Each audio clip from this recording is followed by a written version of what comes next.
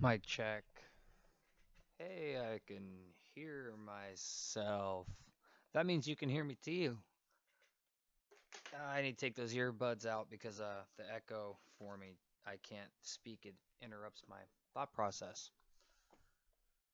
Let me put on a camera. There's a camera. Now you can see me. Hi there. So I saw Anita Phillips is in the room right before I started. Right before I turned my let me get this out of the shot. Right when I turned the stream on at first. Hi Anita, how you doing? So this is actually not Poker and Stones. This is Chasing Fire. This is either part 2 of a video I am creating right now, or it is if it's not part 2 of a video I'm creating right now, then it is episode 2 of a video I'm creating right now. And I put all of that information in the software before I hit go live on my computer that everything's streaming through, because I have a whole bunch of stuff set up so I can do this properly right now. I have a overhead camera set up, and I have that set up so it's going to record its own feed, and I have a microphone run to that, and then I have a microphone clipped to that that's running to the computer so you guys can hear me properly. So I have multiple things set up so I can both record and edit down the recording that you guys are seeing live, and also the pure recording that's going to be on the camera that is overhead of the stone I'm going to be working on, which is the main shot for the how-to video that I'm in the middle of producing at this moment right now. Life has been pretty hectic, and I know I have my locals here since it said, or my regulars here since it said Poker and Stones. So I'm going to give you guys a quick update on life. We had that hurricane come through, and right after that hurricane came through, it's just been horrible for my family in general. Uh, the My wife's father broke his hip, and then he had a stroke after surgery, and then while that's going on, my son had a whole bunch of stuff go on, including a little bike accident, which was, the first bike accident he's had, so it was major for him. And a bird died, which for him was like his best friend died. It was just horrible. So it's been a string of events recently, and my wife has not been around, so I've been doing everything at the house, and I haven't been doing much on the video tip except for this video set series that I'm working on right now for you guys. I figured I would go live because I figured I'd only have a couple of my regulars. I can't see anything that you're saying unless I open it up on my phone.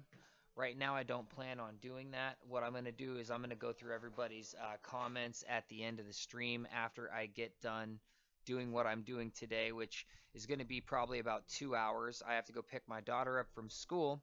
So I'm going to do about 2 hours worth of work on this rock right here on a how-to video, and you guys are going to witness that live on this camera that I'm able to record with. On this camera that I'm able to record with, whoops, stepping on the trigger. I'm also able to record that purely and have it on screen too. So let me show you that real quick. If the clicker wants to work, there we go. So here's the stone and area, the ability to work on it, what it's going to look like. I have a nice shot set up there. And I'm going to hit record on this, and then we will jump right into that. And actually, I should shoot an opening for it too real quick on the main screen. I'll do that later. I can shoot the opening for it later.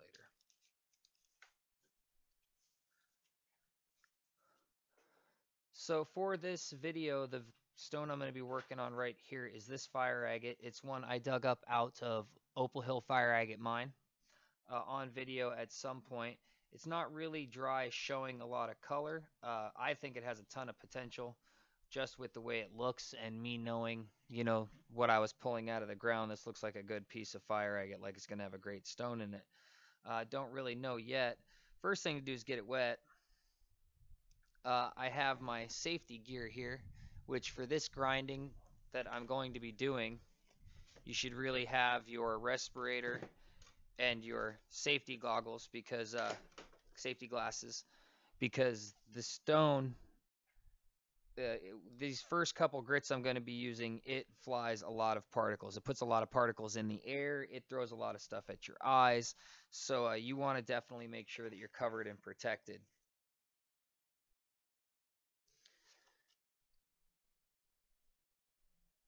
So right off of the bat, I don't really see any color on top, but that doesn't mean anything to me. That doesn't mean there's not any color in the stone at all. What it means is I need to clean it up and then we'll see what's really going on with it. So I'm going to go and put some of my stuff on because I want you to be able to hear me. And I'm also going to be starting with a inverted cone, a 120, 140. And the reason I'm starting with this is I'm actually going to be using it to clean up the edges, or the clean up the stone. The edge of the burr itself helps with that in the beginning. I'm not using a coarser 80 grit because I don't want to lose any top color that might be there underneath some of this stuff that I'm going to start by cleaning off.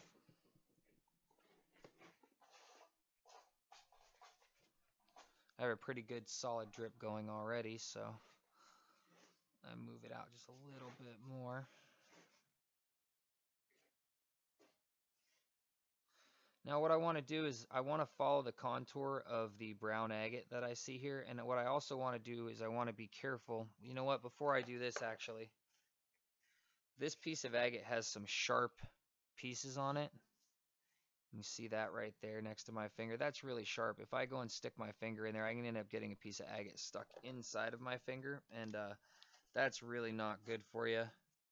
Possibilities of infection and stuff like that. So the first thing I'm going to do is take a hog burr or something similar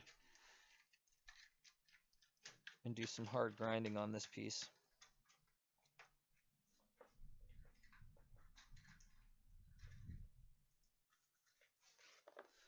So I'm going to start off by knocking off some of the edges on this stone with an 80 grit burr.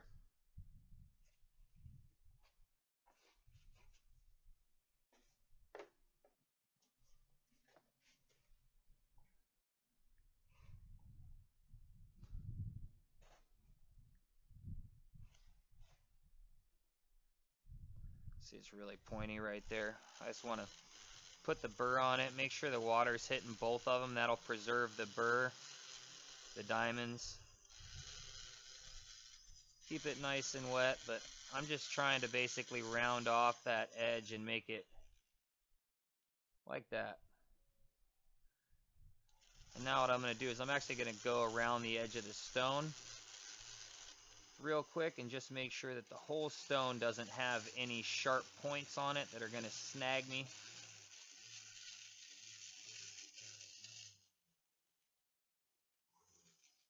Get the really thin. Whoa. I'm not using a lot of pressure. I am using some circular motions. Don't really want it flat. Would rather have it a little bit rounded. But I'm not using any pressure because the problem with using pressure is that you'll end up skipping off of the agate. You'll end up skipping off of the piece that you want to grind if you use a lot of pressure, and you'll end up hitting something that you don't want to. And that can end up costing you, really great color. You don't want to end up costing yourself any really great color. So to avoid that, you don't use a lot of pressure, because a lot of pressure is what makes you skip. At least that's what I call it.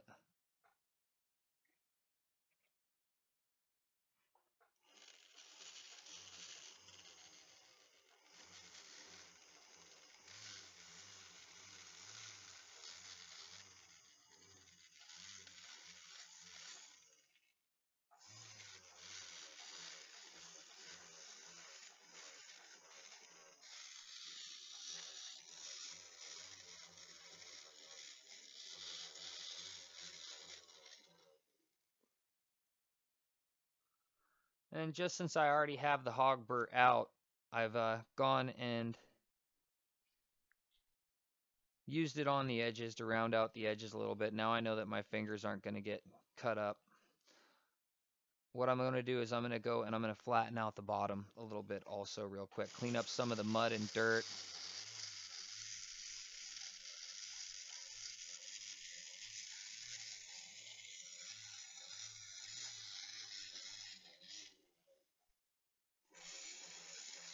Give us a little show of what's going on the bottom of it.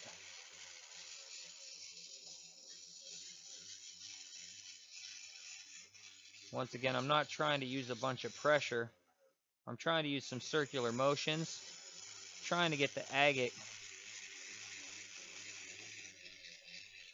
to sort of shape itself right in this section, at least right now.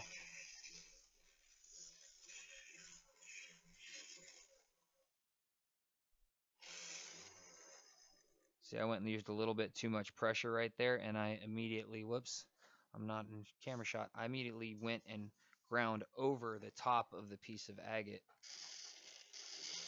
It's just the way that the thing is spinning, it'll just drag you, so you want to avoid that.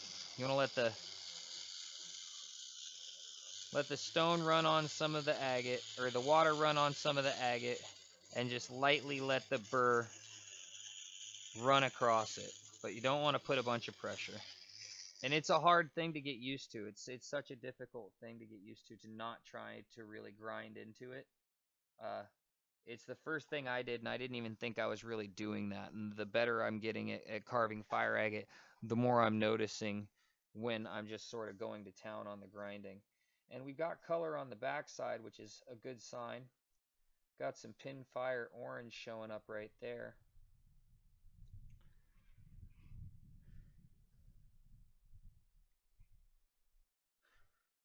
If I can digitally zoom this later, I will right there.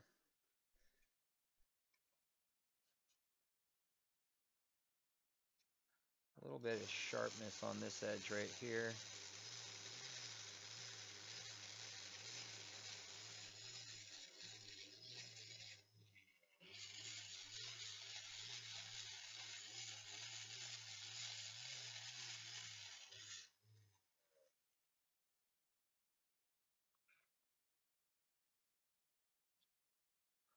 All right. Dropping it on the sides and edges. Now that edge can use a little bit more work.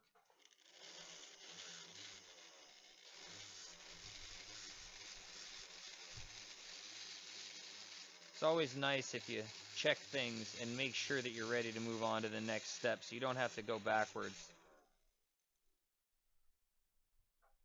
You want to be careful because little mistakes are costly, but at the same time you want to be able to get it in one shot. Big gust of wind just went through there. I wonder how much it messed with the mic.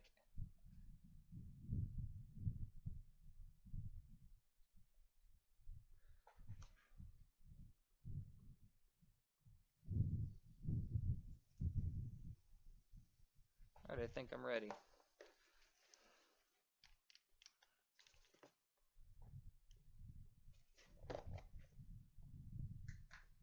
Put that back in my 8100 bin.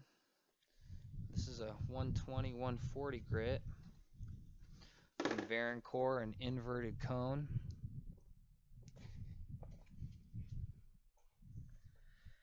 And I'm not trying to burn, whoops, I'm not trying to, I keep putting it this way because it's like where the water is, so I keep thinking of going that direction.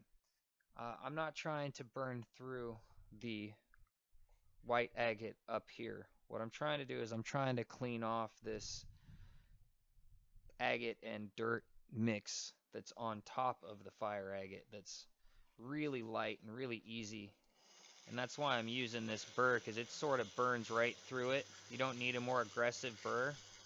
And a more aggressive burr might end up burning through some great color on top just on accident. See what I mean? That stuff just sort of breaks away sometimes. I'm not even putting any pressure. See how it just sort of explodes?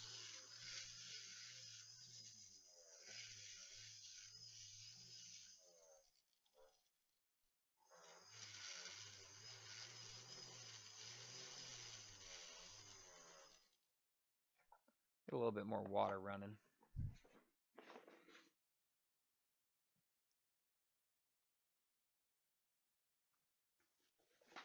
There we go. That's plenty fast right there. Clean the stone up a little bit better.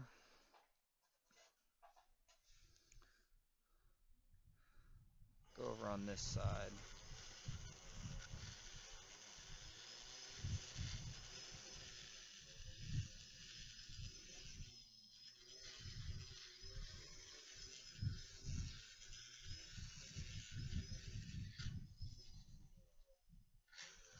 When it hits something hard, if my burr hits something like super hard, I definitely try and back off, because the good agate itself is going to be harder than the stuff I'm going through right now.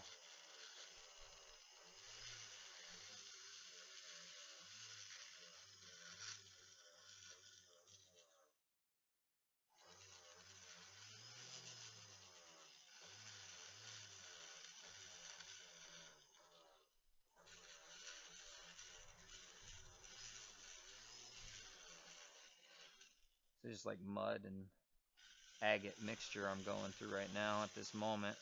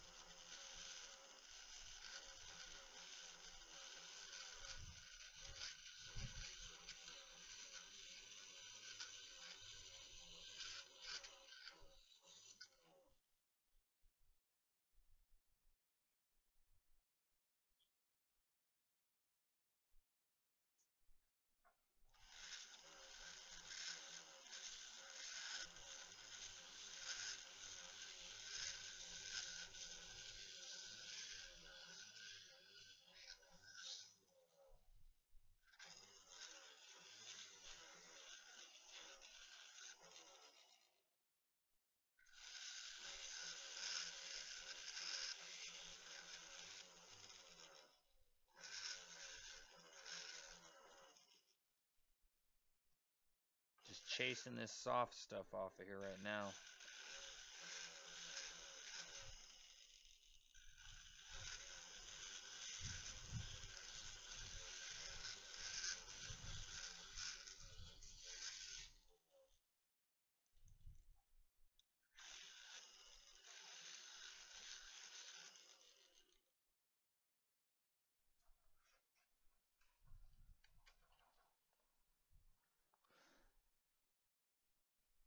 This is definitely the messy part of the work.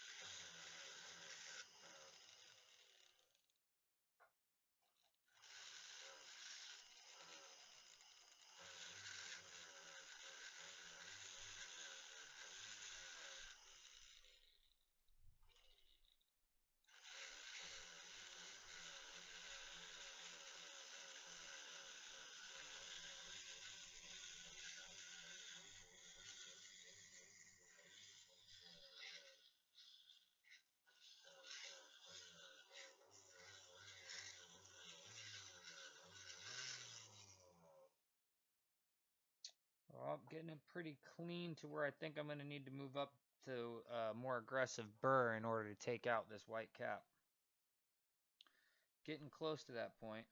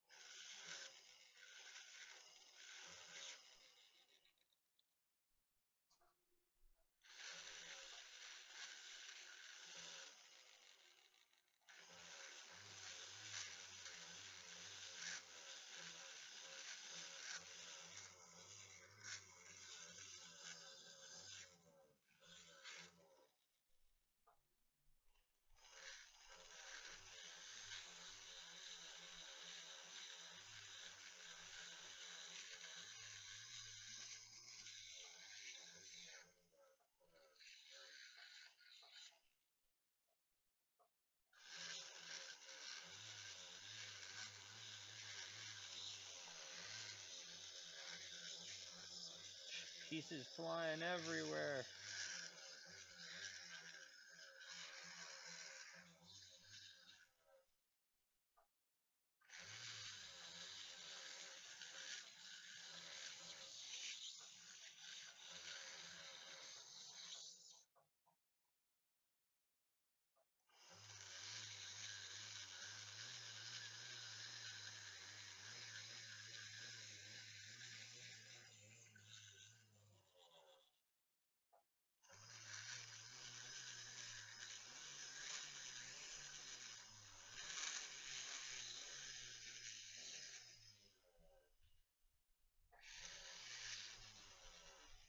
Trying to just follow the contours of the brown stone that I keep seeing appear. I see hints of green and orange here and there, but it's just the contours of the stone I'm trying to stick with and get rid of the stuff that'll easily flow away for me. Easily being that all I have to do is run the burr over it and the stuff just sort of flakes away easily. No pressure. Doesn't sound like the really hard agate, because when I'm ready to carve through the really hard agate, I'm going to step it up just a hair. That looks like some color right underneath the top.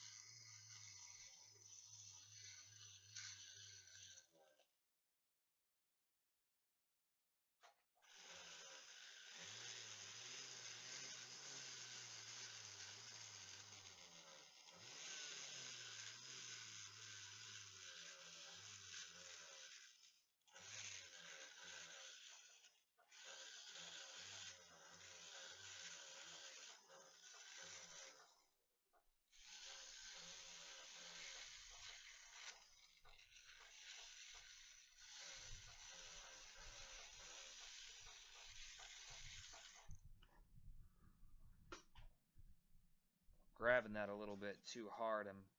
I tend to do that.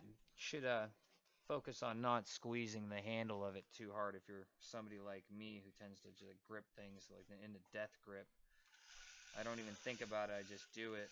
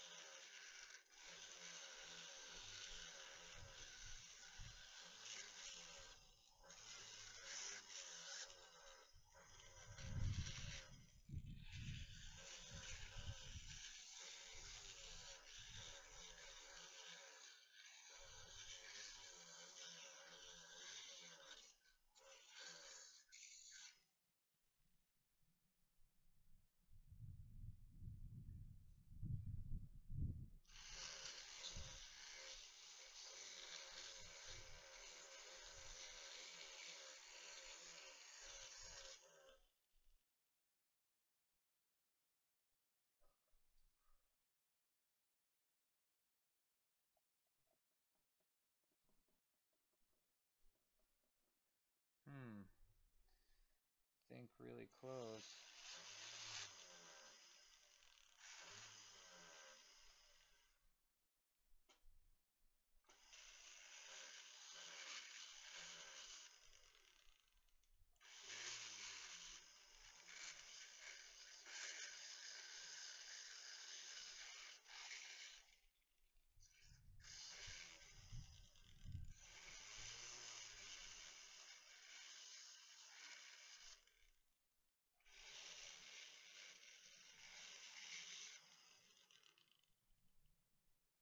Yeah, I think I'm going to switch for at least a minute.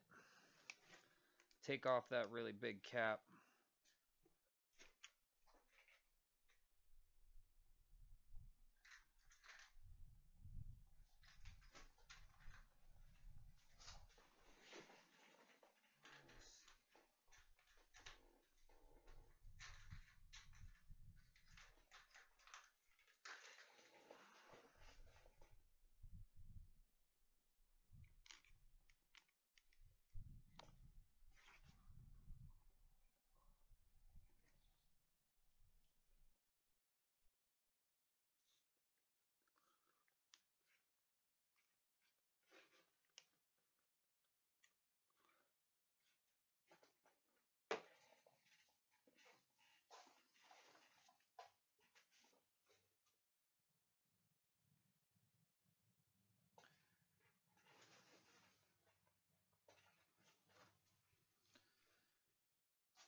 For this, I need a lot of water, so I definitely need to be underneath of the drip.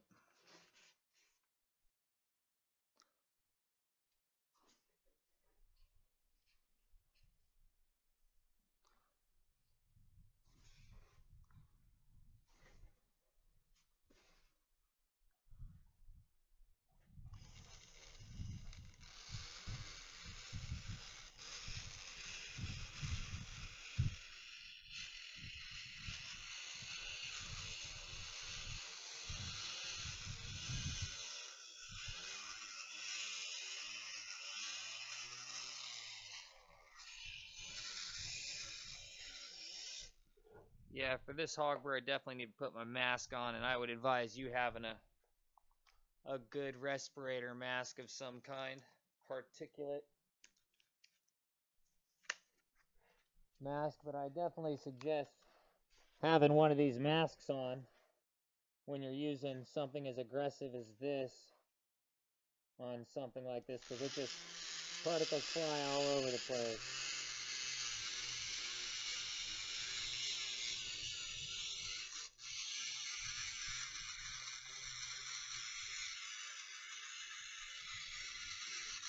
Oh, getting a little bit too rough. Don't want to go skipping off.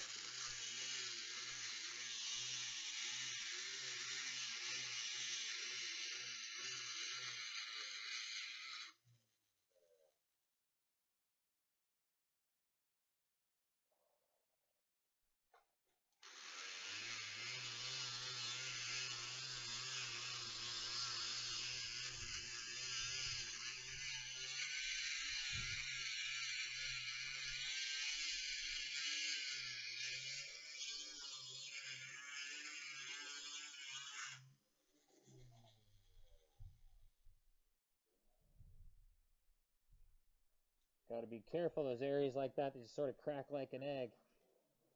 Don't want to fall into the...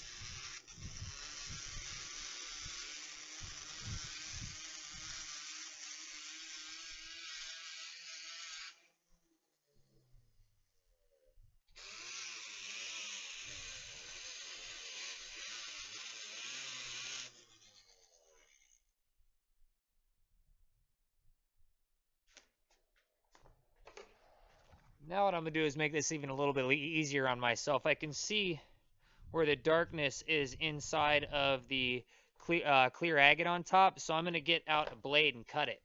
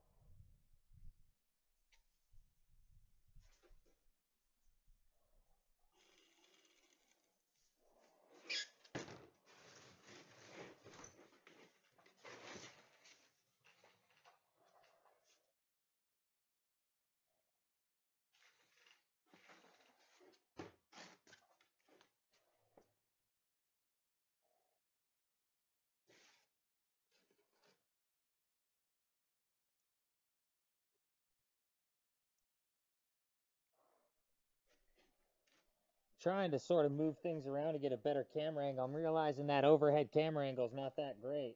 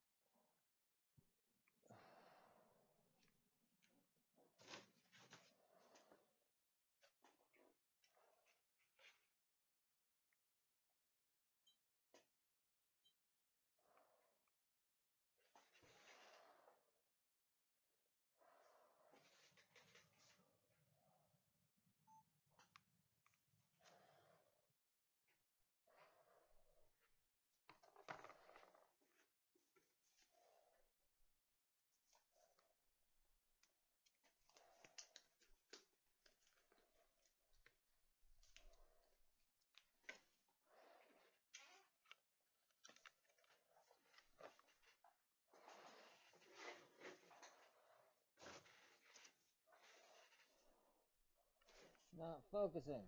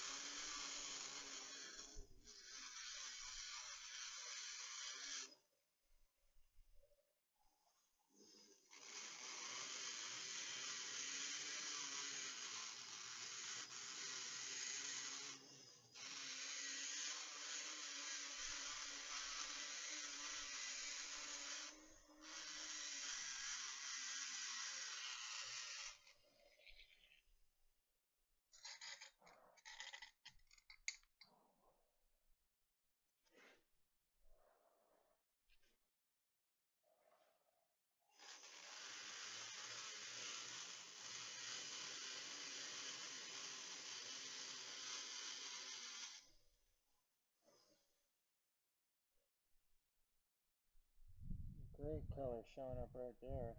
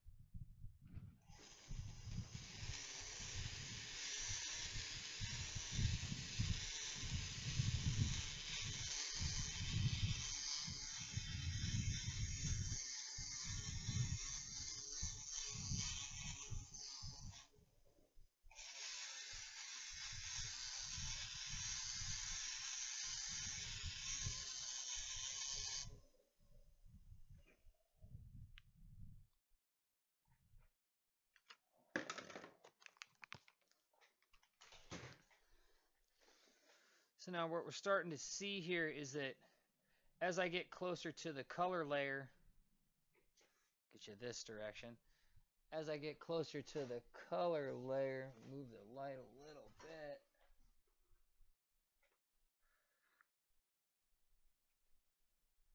As I get closer to this color layer that's right underneath the white and looks like a reddish brown cap, the agate between the two starts to like flake away like an eggshell. Like you can really see if I can pull you tight on it.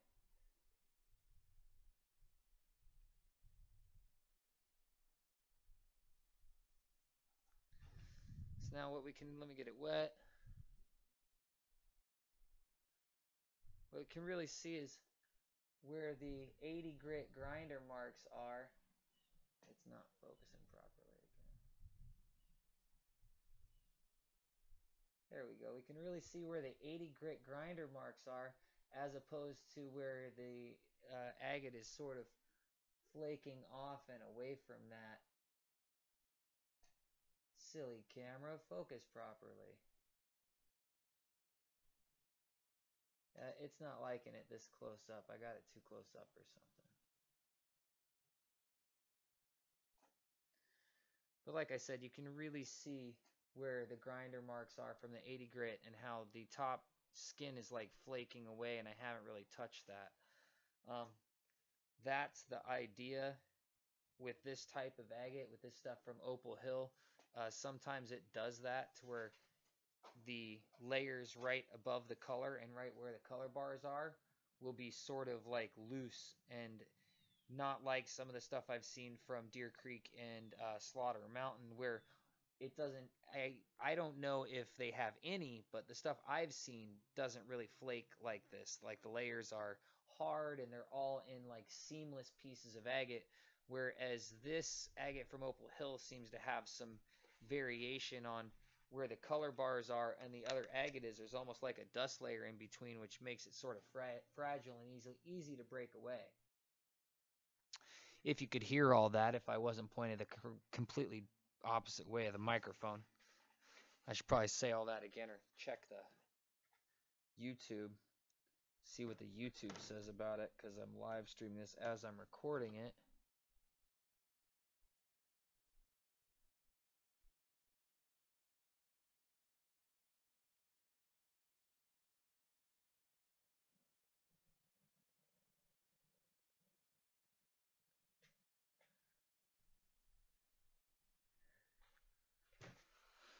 There's a whole bunch of questions in there I saw. None of them I'm going to approach right now. What I'm going to do is I'm going to keep on burning through this fire agate I got right here.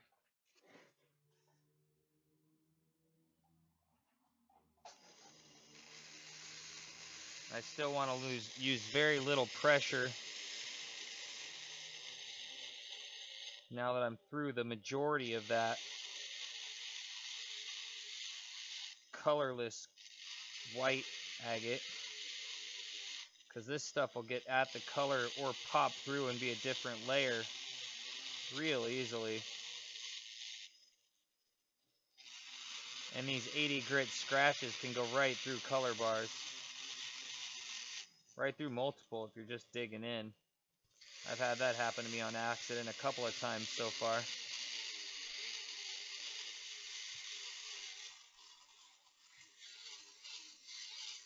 Yet this piece I'm trying to get done in a relatively soon time to have this video shot, edited and uploaded.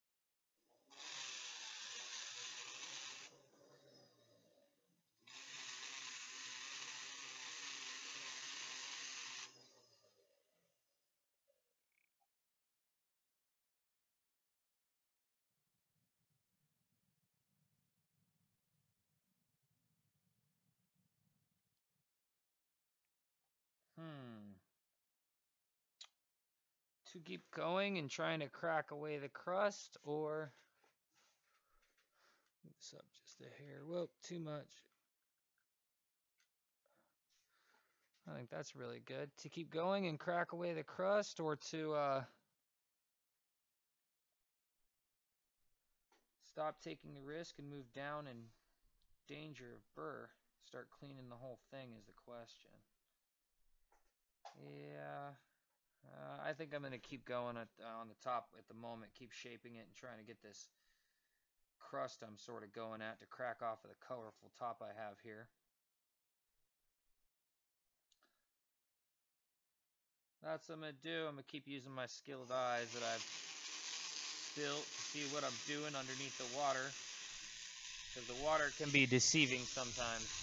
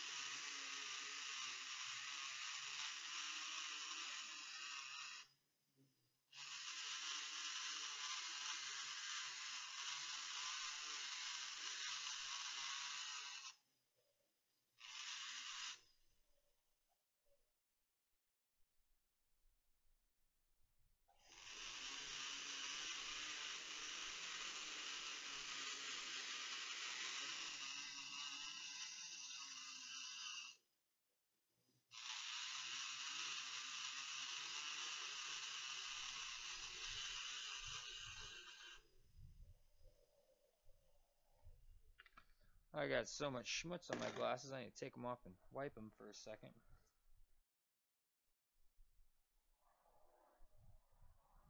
Definitely got some color showing underneath there. Might be time to change the bird just in case. There's some other areas I'd like to clean up. Before I do, I should go around the sides again. Definitely going to go around the sides one more time and make sure that they haven't had any sharp points that have magically appeared during the main cleaning and grinding phase.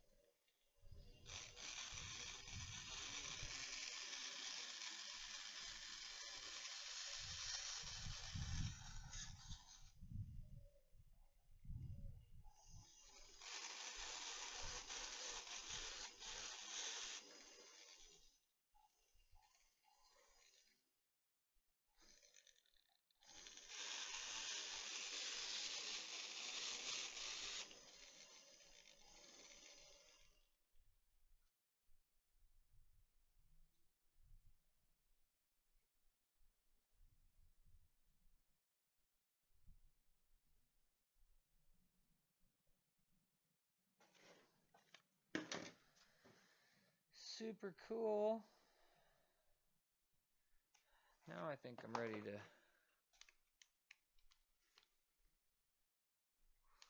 Move on to something not quite so aggressive.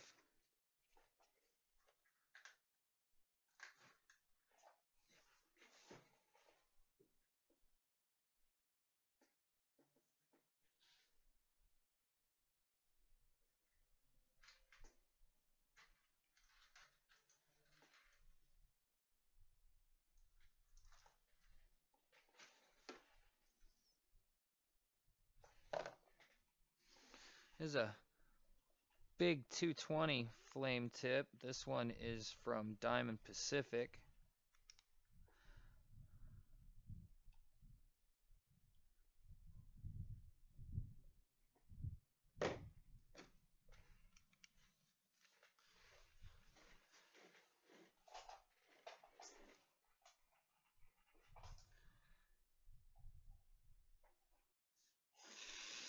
I'm going to be using this one to go over where I was with that 80. I don't want to blow through any good top color that might be up there, and 220 will still do that. So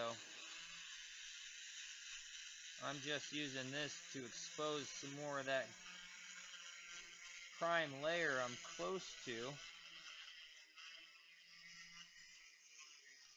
I'm kicking up so much stuff into my face. I need to put my mask back on.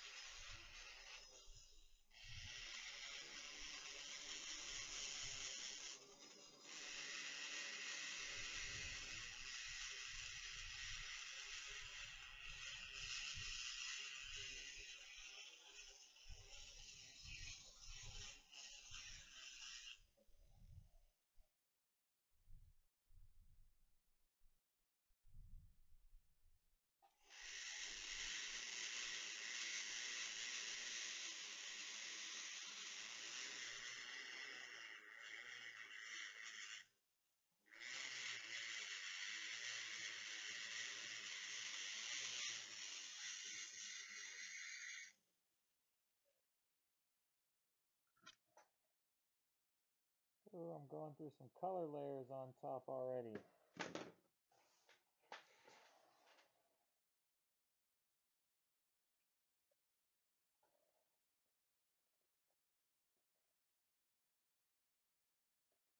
Definitely an orange and a green bar right there. Looks like I brushed through on the edge a little bit. Really thin. Oh, you can't hear me. Looks like I pushed through a couple of faint color bars on top already that were like in that crust area, like a light green and orange, and it's sort of crusting off like don't really like it crusting off like that, but sort of have to take what you can get. Some of the areas where the color won't be as predominant or as thick as others sometimes.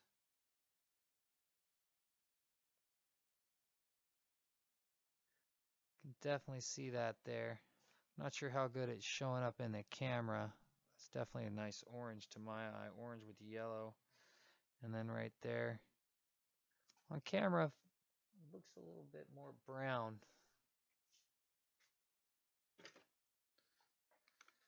These glasses I'm using to cover up my prescription glasses, so my prescription glasses don't get damaged. They definitely hide what's going on. They're not the greatest. I need to find me some expensive like plexiglass, real glass protective eyewear.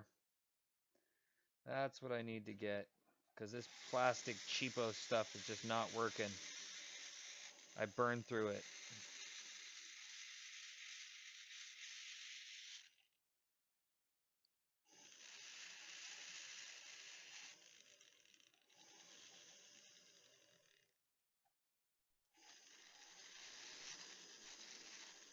I use an inverted cone for that section.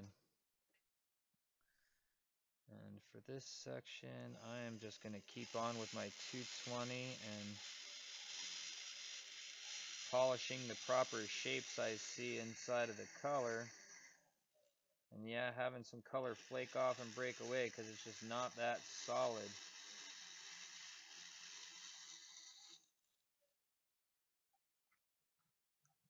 That's what I just had happen right there again.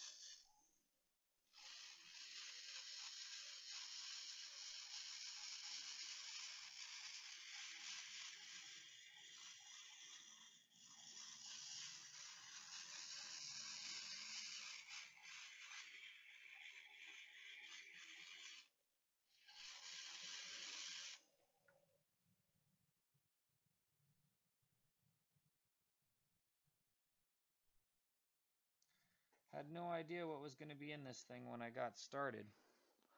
Just depended that there was going to be something in it, because the spot I pulled this stuff out of has had really good fire agate in it.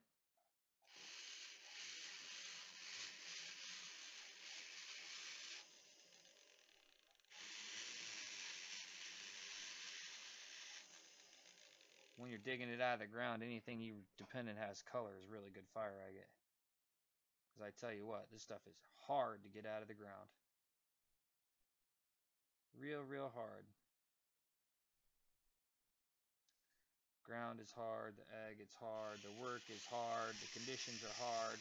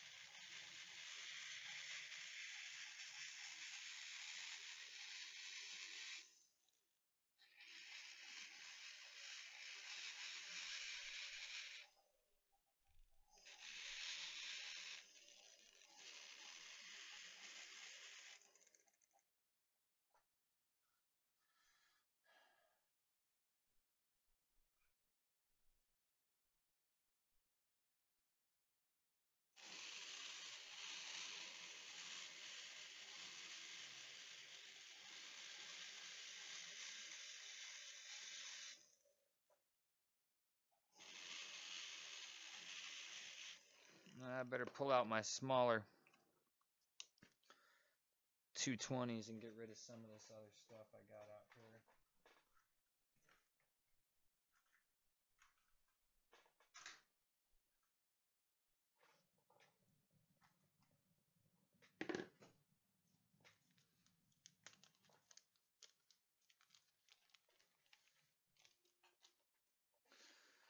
Start with an inverted cone.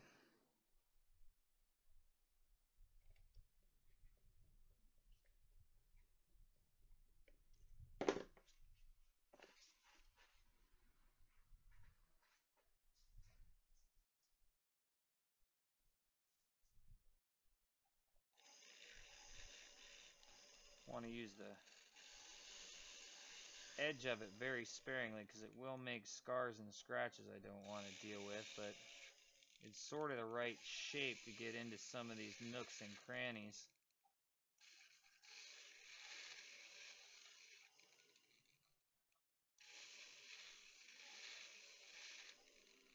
But it can work as a saw if you're not careful. Get it at the wrong angle.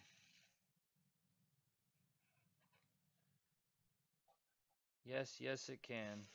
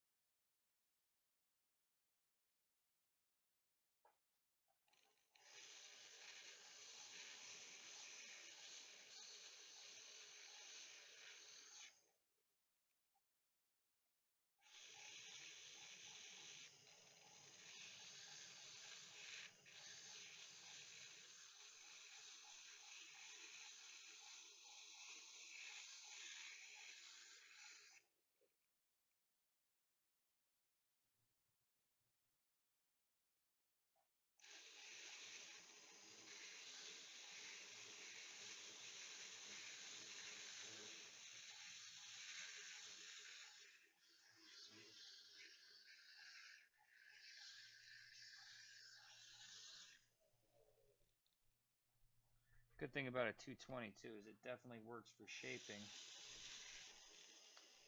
You want to change the shape of something that doesn't take a whole bunch of grinding.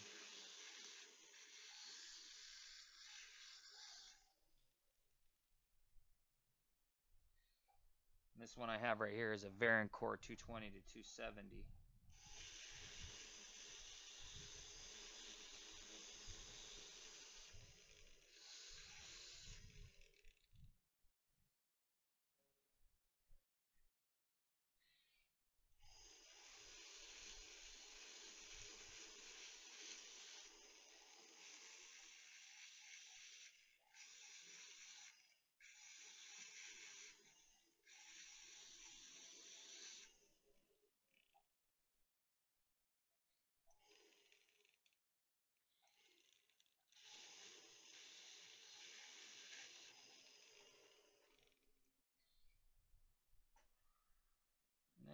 And now I think it's time to go to a different shape.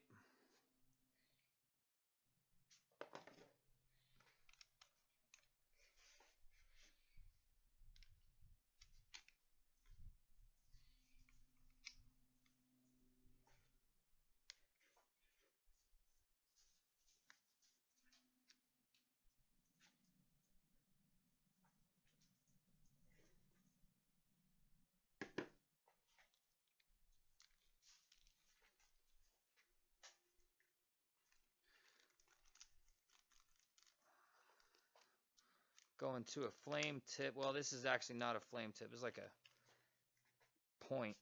Oops, I almost dropped it. Going to this point right here.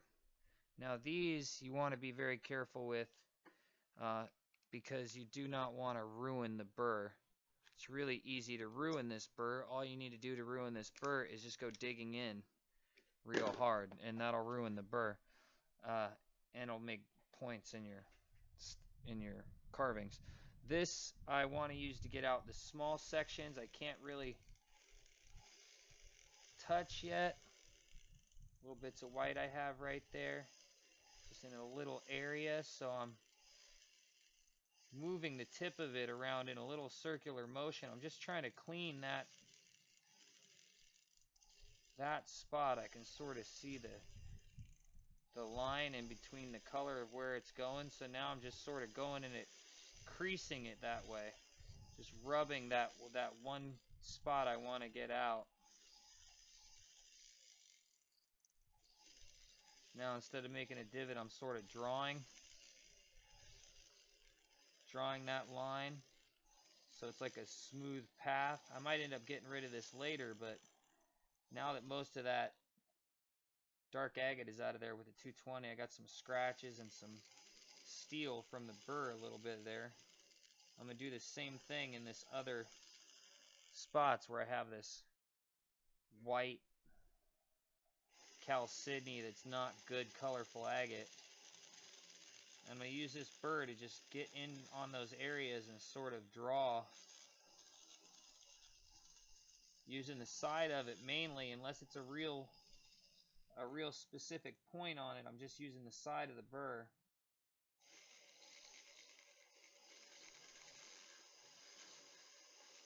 to draw the shape of the agate the way it should be, getting rid of that stuff that's not good colorful agate, which I can see the green coming out right underneath this.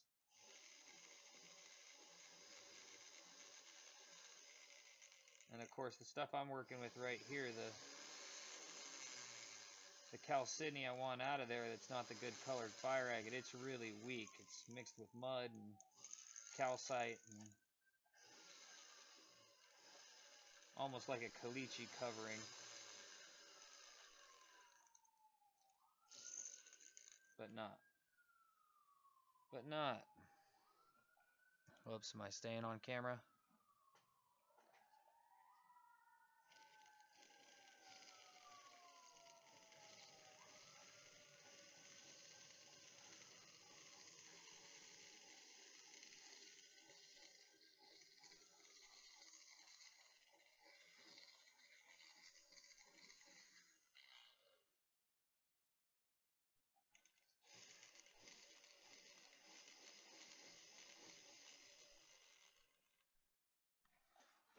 I'm gripping my tool too hard. I really need to learn to hold it softer. And I draw this line through that white agate right here with this 220. A little crease I have going.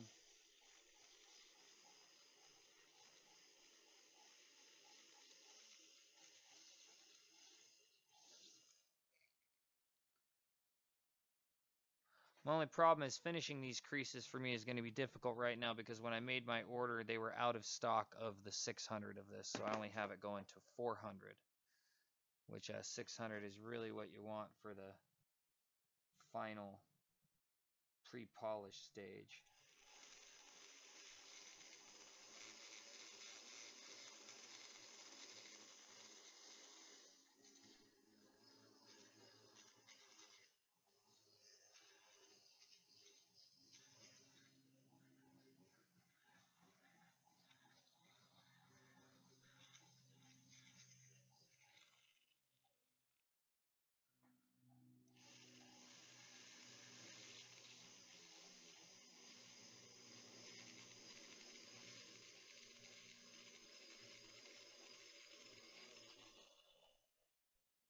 Using this point to just try and get inside the creases that can't get in with the other burrs.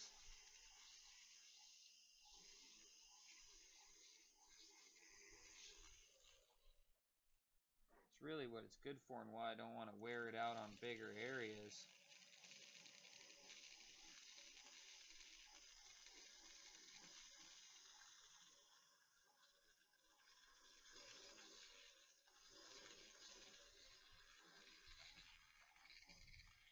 Hope I'm not on camera, am I?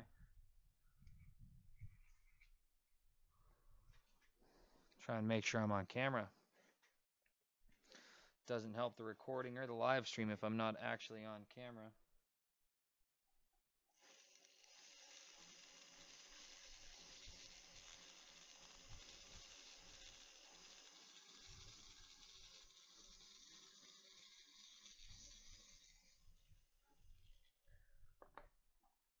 That's the 220 point.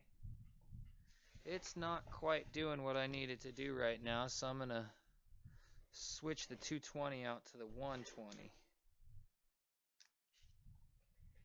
Get a little bit more aggressive with it.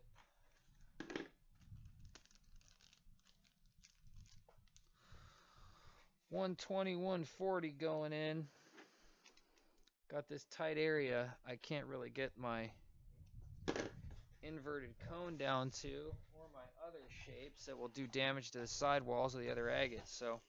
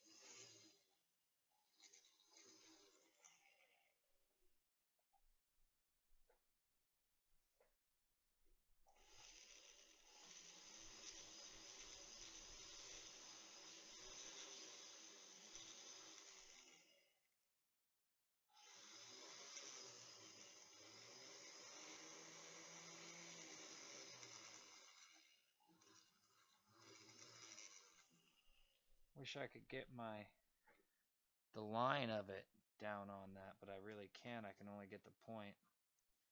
And I really don't want to just lose the point. But it's a big enough piece of agate.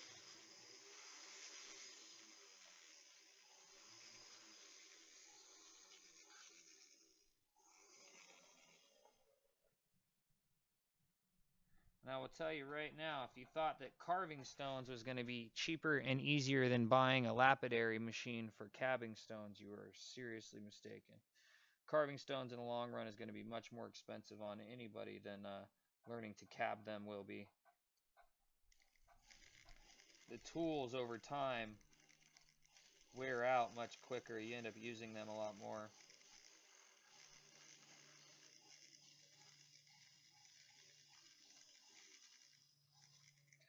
I think I'm going to see if I can get the flame tip down on that thing, because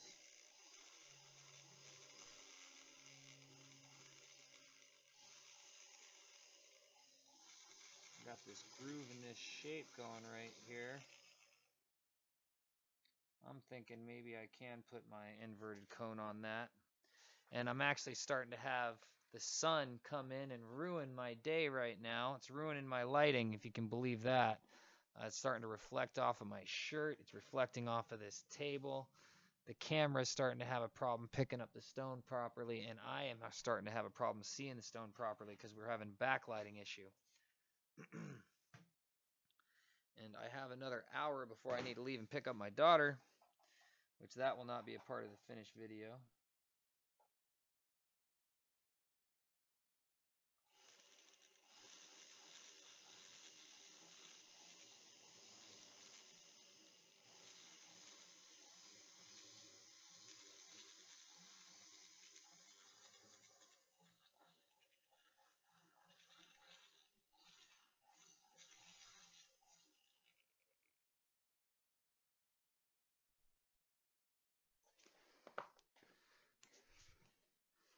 Get another shape swap.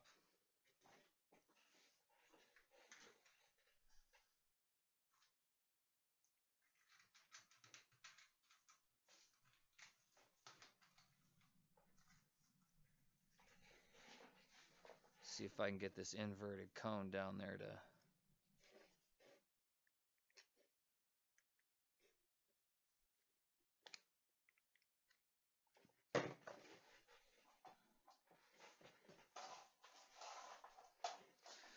So I can get this inverted cone down here to deal with the little bit of schmutz I have in that crevice. Yeah, I can.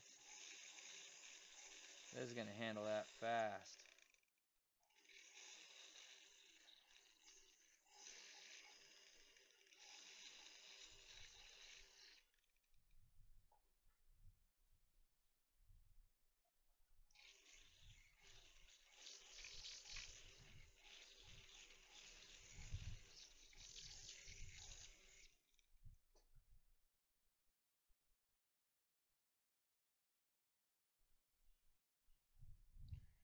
Can't really tell if it went through any color or not.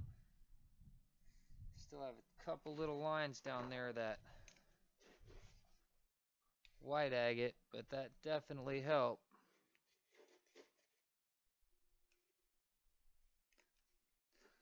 Go back to the 220 again. Whoops, that was the wrong barrel. I put that in.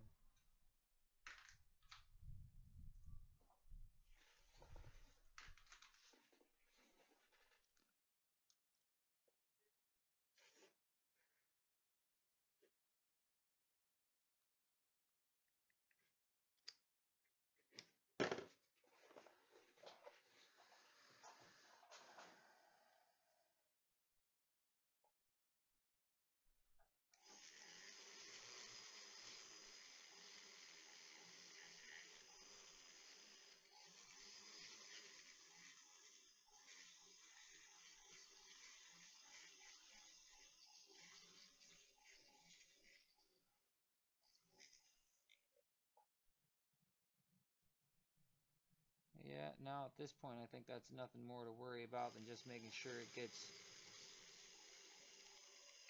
tooled properly so it has a nice gloss going over it. Which I can do that with a different tool than this, but I want to get down into the crevice with this 220. The next time I get into it, it'll be closer to the end here, and I'll go with the 400 with this same shape. I've pretty much figured that these three shapes, a flame tip, this point tip, and that inverted cone are the three most important shapes for me, besides having a big hog burr of some sort, of barrel-shaped burr to rip apart the agate.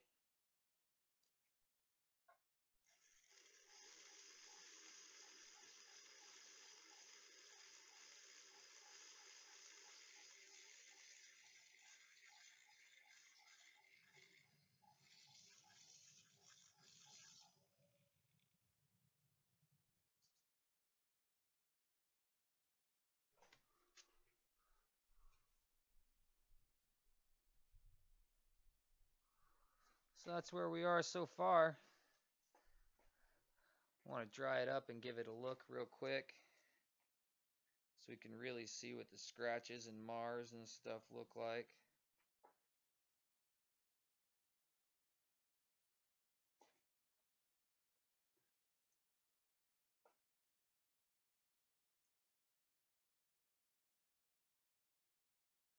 Definitely looks like that 80 grit has mainly been all over the top of this thing. It hasn't completely dried yet either, so you really can't see it, but that is all definitely 80 grit. That for sure needs to be worked some more with the 200s or something. You need to start stepping down in grits. For sure want to let it dry in between before you move on to one major step of grinding or the other. You definitely want to let it dry completely so you can see what the stone's going to really look like, so you can tell, you know, 80, 100, did I get all the scratches out from the 80? And then you go up to 220, did I get all the scratches out from the 220? And so on and so forth. I got this sitting in the light because just a little bit of water completely changes how the stone looks. Got it sitting in the sun. It should be dried out here in just a second.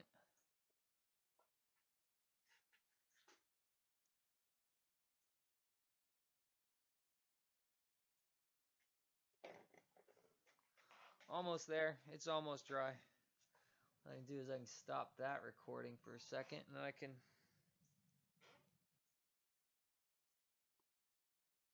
open this up and see what people have been saying. Got 6 people in the room according to this. Here, I'll hit play and go to the end to see if it's...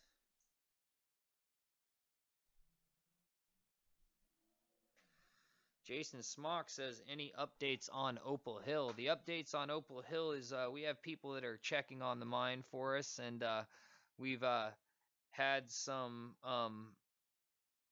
information about people poaching up there, but we've also had the BLM threatening to arrest people that are digging for us up there as fee diggers, which I'm not sure exactly what their jurisdiction on the threats that they've made, but they've made some of them to me, and they've said they've been contacted by people, which is just ridiculous. Some of the statements they make are just untrue. But in general, it's closed to the public. It's open to the people that own the mine. I can go to the mine, but I can't allow any of my viewers to go out to the mine.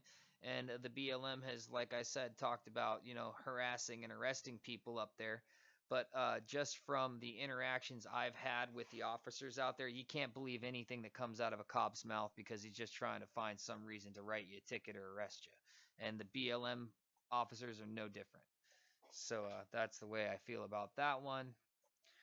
And from every miner I've ever talked to, that's pretty much the way it is. But with the whole mining and Mining America and the stuff that like I do and the stuff that like Chris Rose does, we definitely need to get a definition change between, the huge conglomerate mining and the small gold miners, the people that aren't using chemicals, that aren't using giant pieces of, a couple of pieces of machinery is one thing, but when you're running a corporation that uses hundreds of pieces of giant machinery, that cost millions of dollars per piece of machine, the mining is different and the ecological effect is completely different. So stuff I need to do other videos about, not in this live stream.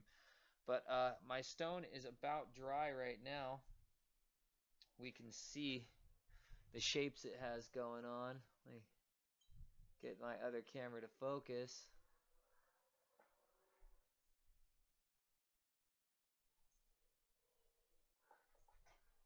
Okay, let me switch the camera angle around.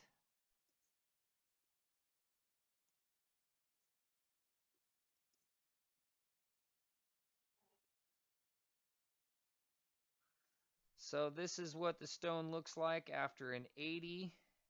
And it's supposed to be a 220. I went over this a bunch also with the 220 from Diamond Pacific, their sintered burrs.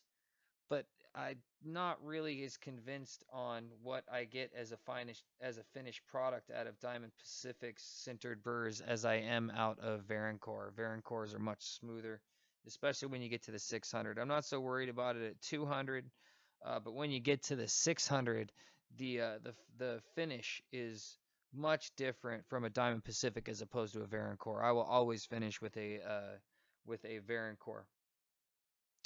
But this is where we at right now. I would call this stage 1. We've got color showing up. It's not the color we want all over the stone. We can see different layers in the stone once we get it wet. But this is what the stone looks like between stage 1, I think, and the beginning of stage 2. Because stage 1 is just sort of cleaning and proving the stone and sort of seeing what you want to go with. And for me, I really like the stuff from Opal Hill that comes out of the ground to where, you have this natural aesthetic look, like it's an unbroken piece of agate. I really like that. I like the size of it too. So I'm going to cut and polish this just to sort of be this big stone the way it is. I'm not going to cut it down to be a ring stone or anything like that. It's going to be like a specimen or a pendant stone.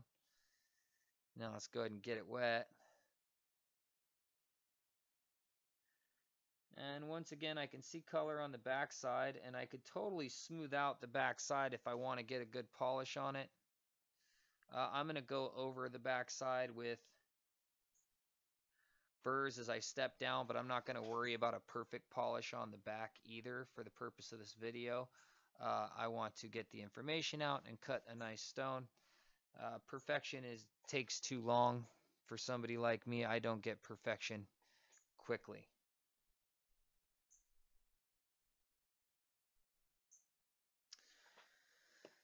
So as far as this looks now, if that was that 200, I'm going to step to a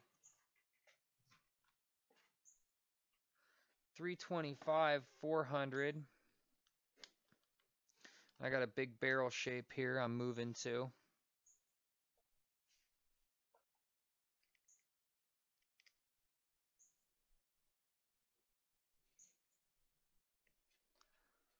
While I'm doing all this, I'm trying to get some good camera angles. Get some good camera shots.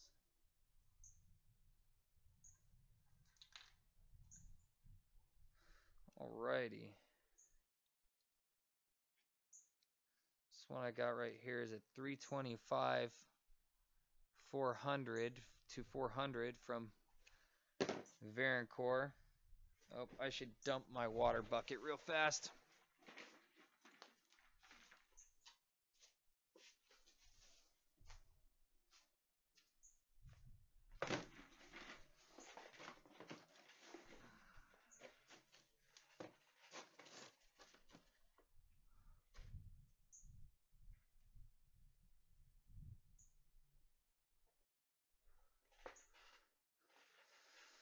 All right, now I'm going to keep chasing the color that I see on here, trying to expose color bars and get the shape nice and smooth as much as possible with this odd shaped burr before I move to a flame tipped burr, which the rounded burrs on top are a little bit easier not to skip and make rounded shapes and stuff with. The flat tip burrs can sometimes you'll sort of hit it where you don't want to and end up leaving a line or a strike mark. You got to sort of avoid that.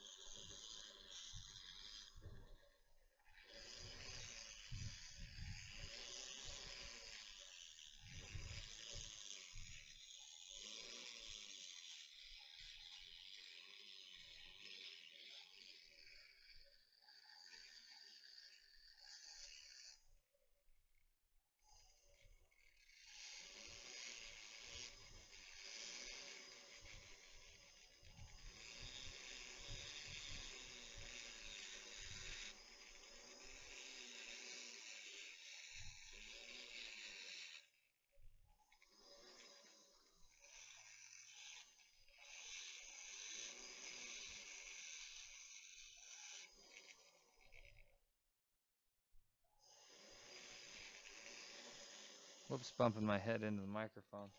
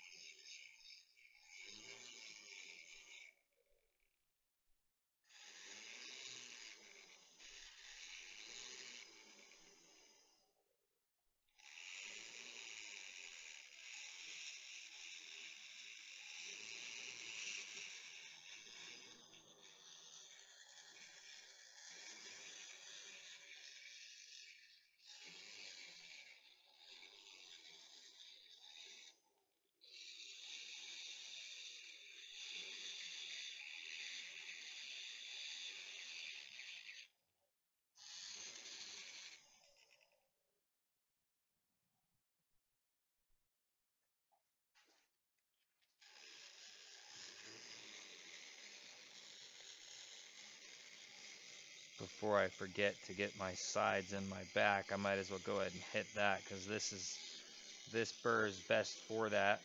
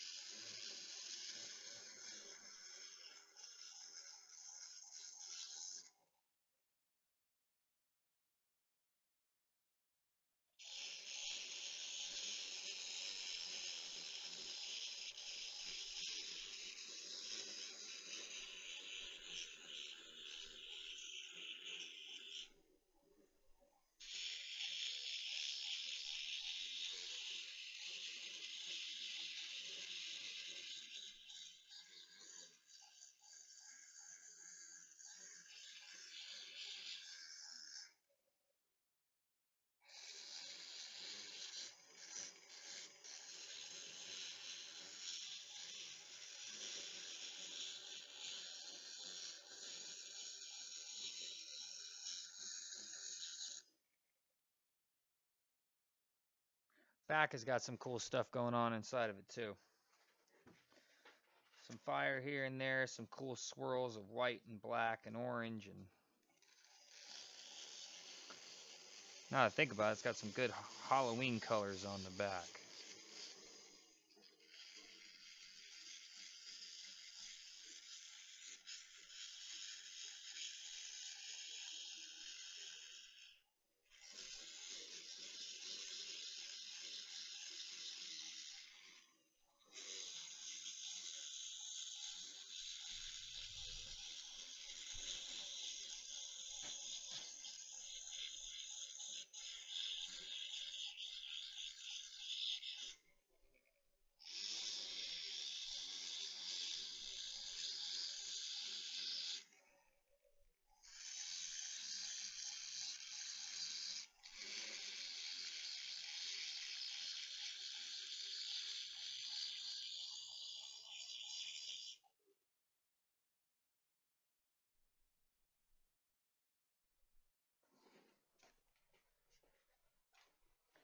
The sun is starting to get right on my shooting area, so I'm probably going to be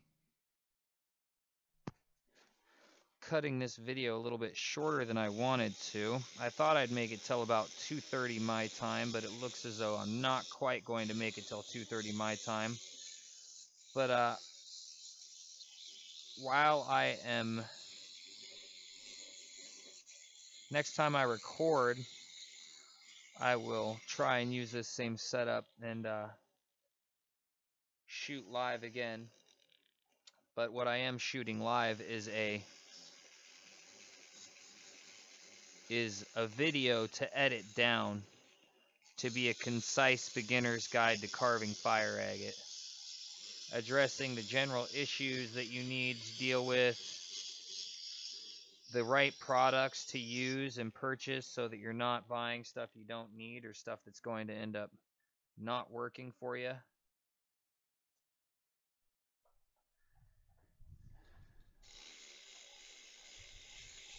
And such in just one or two or three videos, just a couple of videos to cover most of the stuff you need, because some people try to get you to watch way too many videos to get just a little bit of information. And I've also found out that there are some people out there that are trying to get you to buy products that just aren't as good as other products on the market, which is what I'm finding with Varancore, especially, that Varancore's burrs last longer carving agate than anybody else's I've found yet. Diamond Pacifics work, but I do not think that they are as good as Varancore for carving fire agate.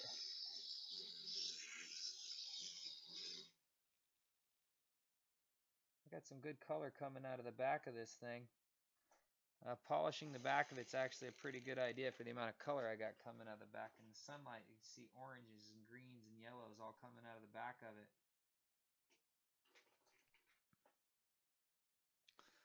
Oh, what happened?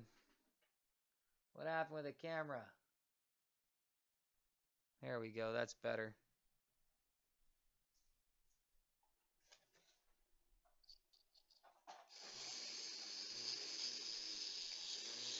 After I get this series completely done with the carving the fire agate, and I'm not sure if I'll even leave the live videos up or not. I probably will. But I wanted to get this up, and I wanted to do the live stream so that my regulars would know I'm still working, I'm still getting stuff done. But life and such is in the way sometimes for me being able to do the YouTube thing as much as I would prefer.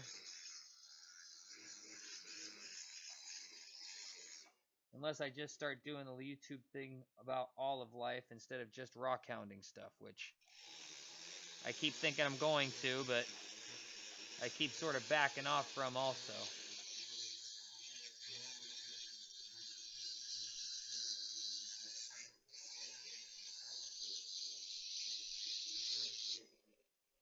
I've got such a good stone coming out of the back of this thing that I'm just going to keep on going and get this back shaped in and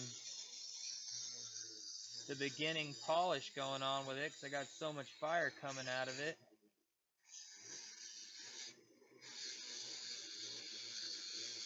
I really see why not.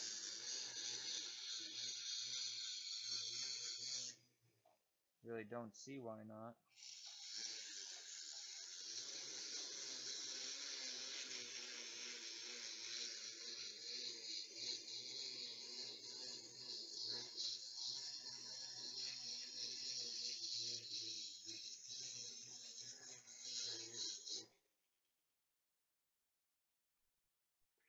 See it in the sunlight again, because in the sunlight it's looking a little bit different. I'll show you guys in the sunlight here in a second.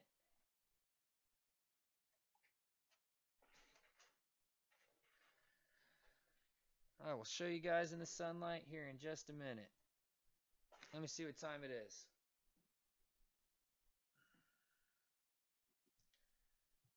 2:14. Well, I got about 15 minutes till I have to stop this anyways, so what I'm going to do is I'm going to spend these last few minutes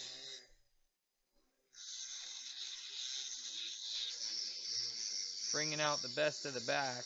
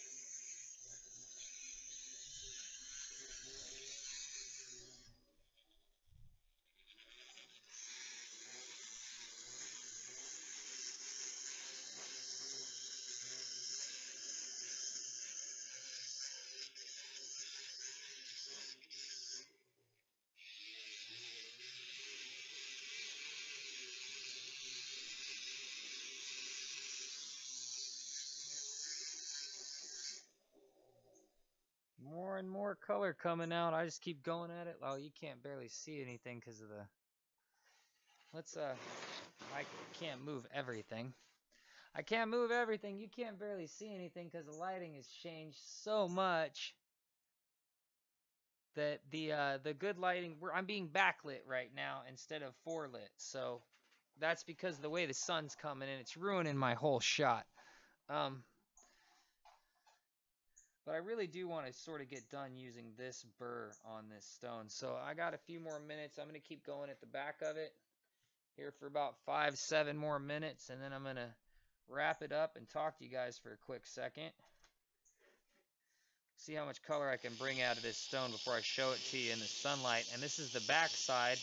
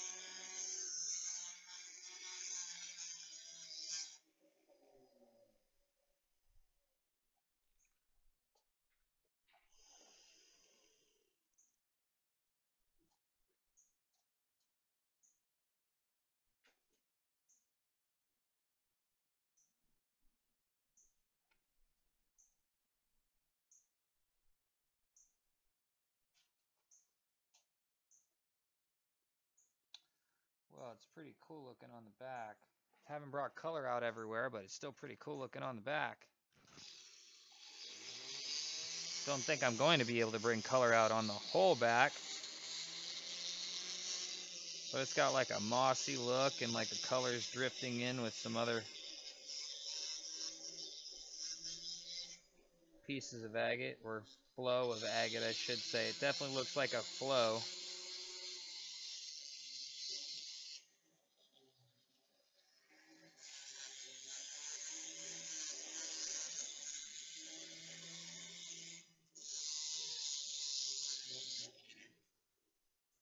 I think that's enough on the back. I think the back can be gone over with some other burrs and finished out the way it is. The real work needs to go on the front, where I've got some yellows and greens and purples showing up and blues all in the... Yeah, I definitely need to show you the front. Let me get rid of this burr real quick. Got to pull it out so it doesn't get broken.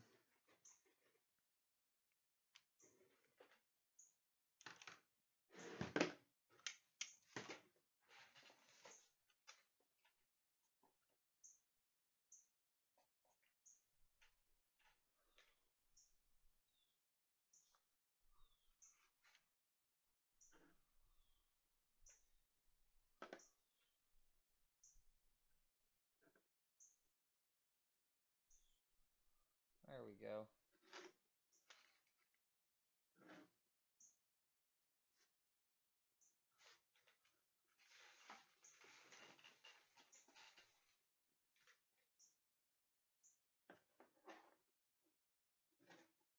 There we go. Whoops, get it wet. So this is what it looks like on top in the water right now.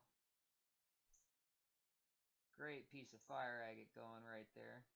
Some purple and green on the crown. Got some oranges and greens around the bottom and some yellows. That's what you guys seeing all that color that I'm seeing inside the sunlight? I hope so. Whoops, you're not at the same angle I am though. Maybe we need to move your angle.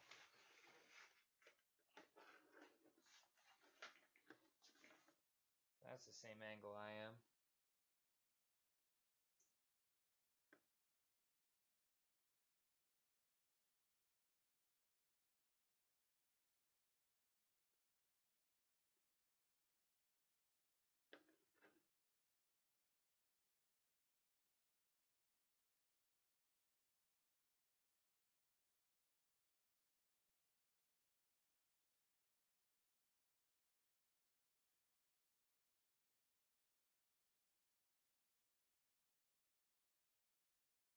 Still think we're the wrong direction. Still think we're the wrong direction.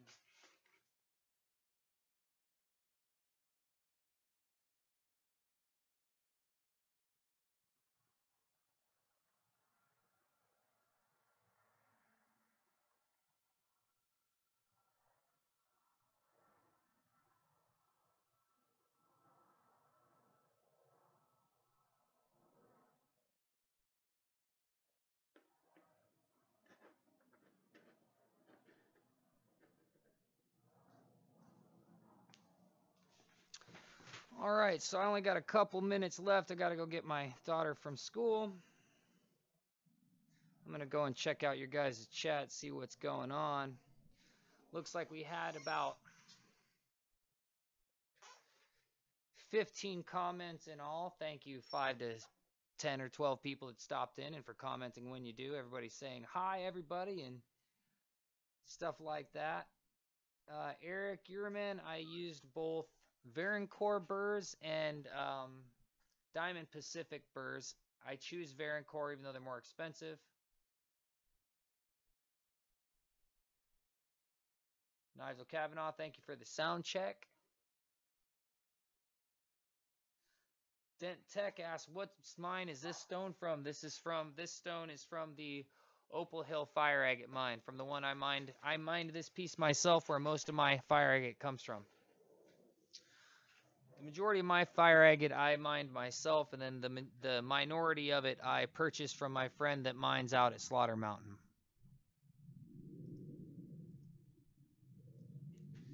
And yeah, we got people out there trying to catch poachers this year and stuff. So love y'all for watching. I will have an edited video up here soon, and I will do another live stream on this stone. Maybe you can see it being finished live here really soon. Maybe, man. I'll see ya. Bye now. Bye.